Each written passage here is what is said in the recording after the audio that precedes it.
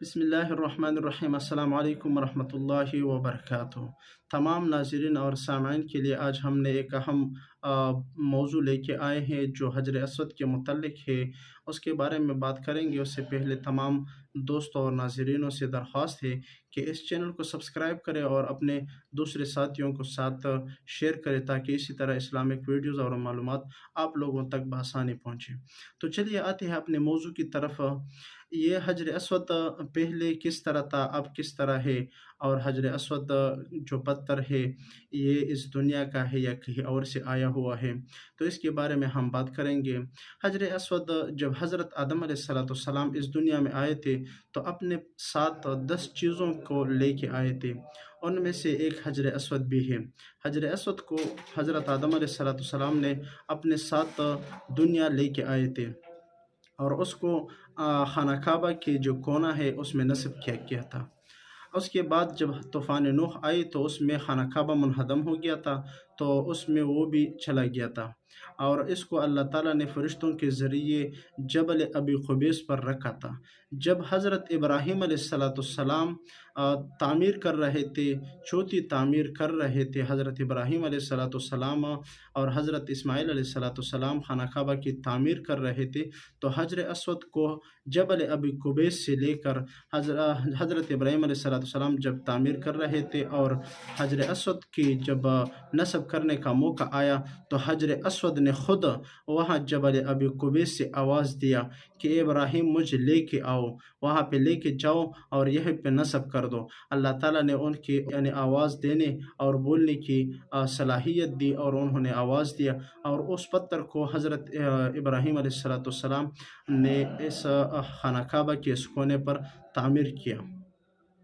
آج بھی اسی جگہ پر تعمیر ہوا ہے جہاں پر حضرت ابراہیم علیہ السلام نے تعمیر کیا تھا۔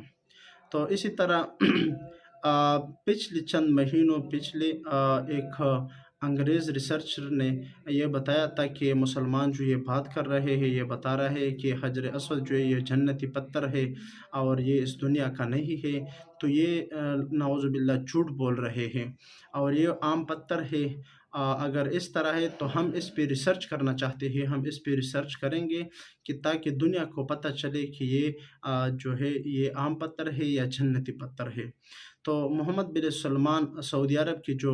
بادشاہ ہے ان کے ساتھ رابطہ کیا انہوں نے، تو محمد بن سلمان نے اس کو منع کر دیا، لیکن اس کے بار بار اصرار کرنے پر محمد بن سلمان نے بھی اس کو دعوت دی اور کہنے لگے کہ آ جاؤ آپ اس پہ ریسرچ کرو، یہ تو کوئی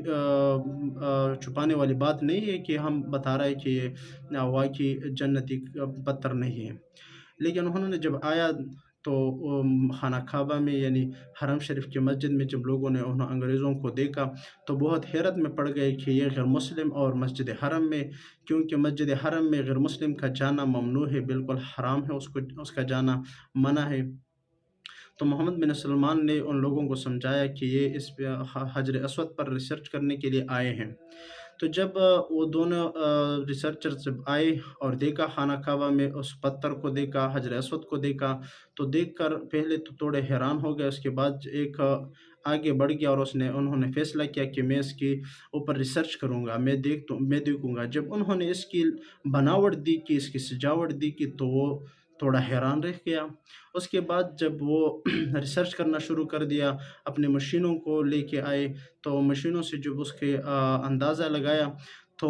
وہ تھوڑا پیچھے ہو گیا اور بولنے لگا کہ واقعی یہ تو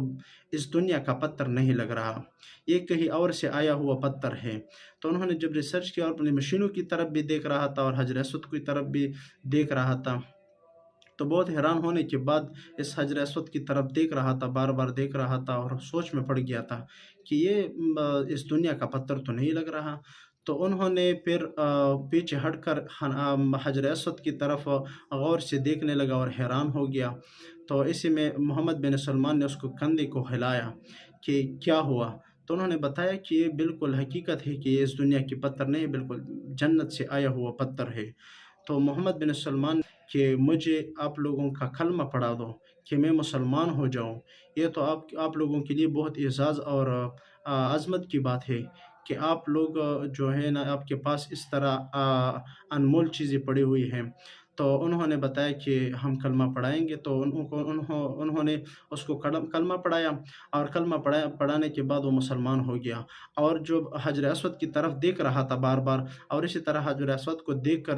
وہ بے ہوش ہو گیا، اور بے ہوش ہونے کی حالت میں محمد بن سلمان نے اس کو اسپتال پہنچایا، اور اسپتال میں جب اس کو ہوش آیا تو ہوش آنے کے بعد محمد بن سلمان نے اس کو قرآن کی تلاوت سنائی، اسی طرح قرآن کی مختلف صورتوں کی تلاوت سنائی، تو وہ مسلمان ہو گیا، اور انہوں نے بتایا کہ بالکل یقیناً یہ ایک جنتی پتھر ہے۔ پھر انہوں نے اپنے اس ٹیم کو جو امریکہ میں تھی اس کو ایک خط لکھ کر بھیجا کہ میں نے حجر اسود کی جو ریسرچ تھی، میں نے حجر اسود کے اوپر وہ ریسرچ کر کے آپ لوگوں کو یہ خط بھیجتا ہوں کہ میں نے اسلام قبول کیا ہے اسی ریسرچ کی وجہ سے، کہ یہ جو پتھر ہے یہ بالکل جنتی پتھر ہے، یہ کوئی عام پتھر نہیں ہے، کیونکہ نبی کریم صلی اللہ علیہ وآلہ وسلم نے فرمایا کہ ایک پتھر جب دنیا میں آئی تو بالکل سفید تھی دودھ کی طرح، اور مسلمانوں کے گناہوں کی وجہ سے یہ آہستہ آہستہ کالا ہو رہی تھی، تو آج بالکل کالا ہو گیا ہے۔ تو پہلے جب آئی تھی دنیا میں یہ پتھر بالکل سفید تھی دودھ کی طرح، اور آخر میں مسلمانوں کی گناہوں کی وجہ سے، ہمارے گناہوں کی وجہ سے آج یہ پتھر بالکل کالا ہو گیا ہے۔ یہ تھے